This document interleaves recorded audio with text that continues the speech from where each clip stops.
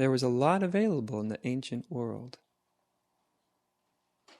that's just starting to become available to us again in the last 100 years. Less than 100 years, really. So, I'm not even going to worry about the story of Jesus, whether it's allegorical or historically accurate, any of that, because I've talked about the story. Unfortunately, the Gospel of Thomas doesn't talk about the story at all. The story itself is a wonderful allegorical teaching. It's a perfect example of one's spiritual unfolding. It's a map for the transformation of consciousness. That's really what the story is. But if you haven't gone through it, you'll never see that. You'll never see it in 100 years. But if you've gone through it, you'll immediately recognize the map. Like, oh yeah, I was there. Oh. But anyway, this is what I love. This is the Gospel of Thomas. This is what it opens with. This is Jesus' first teaching. And it's one of my favorites. By the way, some of these first teachings are a little on the fiery side. I'm gonna blame that on my wife Mukti, because she asked me to talk about one of them, which is the most fiery one in the whole gospel. And I said, okay. So it's coming in a minute, but this is where it starts, and I love this because it's like a what do they call that when you buy like a prescription and they got to tell you all the ways it can be harmful to your health? Disclaimer. Yeah, this is like Jesus' disclaimer. It starts out with a sort of disclaimer, which is really cool. The seeker should not stop until he finds. When he does find, he will be disturbed. It's a disclaimer. After being disturbed, he will be astonished. Then he will reign over everything.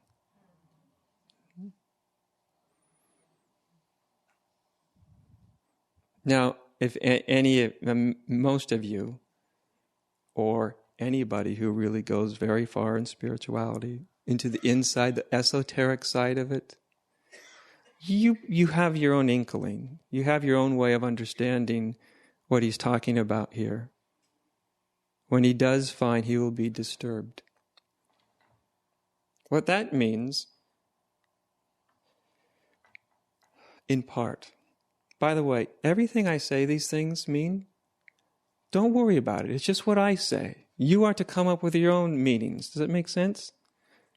And that was made very clear in this text that Jesus said, if you can find the correct interpretation of these sayings, you will find immortality. That's what he promised. But he didn't tell you what the correct interpretation is. And no one can tell you. You have to find that for yourself. And there'll be many levels of all your interpretations will be reflections of your state of consciousness. It's like what are those Rocher ink blots? And then you interpret them. Basically, that's what the whole spirituality is. It's an ink blot. It shows you more about yourself than it does about them. About the religion or the teacher anyway. But to start to be disturbed is when we start to look underneath the veil of things, right? When you start engaging in deep forms of spirituality that really aims at waking you up. To wake up brings an obvious question. Wake up? Wake up from what? Your dream. My dream? I'm dreaming? Yes, you're as good as sleepwalking. Me? No. Very disturbing. Right? Get you thrown out of most churches in the past, and maybe some today. No, not mine. No. I believe. Sorry, it won't do you any good to believe. You see, disturbing, huh? And then it just gets more disturbing, right?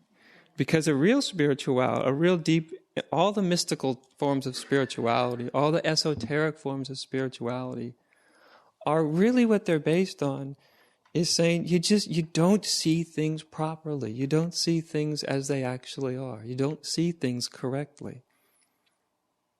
And if we just read that in the book, we may or may not agree with it.